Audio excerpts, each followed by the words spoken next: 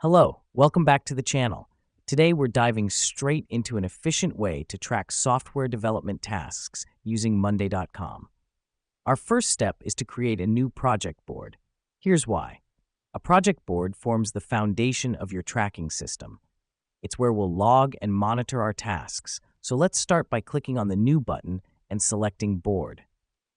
Now that we've done that, the next step is to customize our columns. Monday.com offers a variety of column types, but for software development, we will focus on status, text, timeline, and person. Why these? The status column allows us to track progress, the text column helps us detail the task, the timeline gives us a visual of our schedule, and the person assigns responsibility. All right, moving on. With our columns set, it's time to add our tasks. Click on Add Item, type in the task, and hit Enter. Repeat this process for all tasks. This helps us because it gives us a clear picture of our workload. It's our to-do list, essentially. Now we have our tasks listed, let's assign them to our team.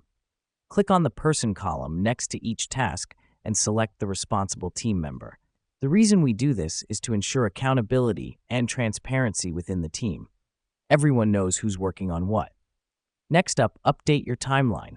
Click on the timeline column and set your start and end dates for each task. This step is critical as it sets our schedule, helps manage expectations, and avoid project delays. We're nearly there. Our final step is to set up automations. Let's click on Automate at the top and set up a few basic ones, like when date arrives, change status to something. Automation can take care of routine task updates, saving us time and reducing the chances of human error. And there you have it.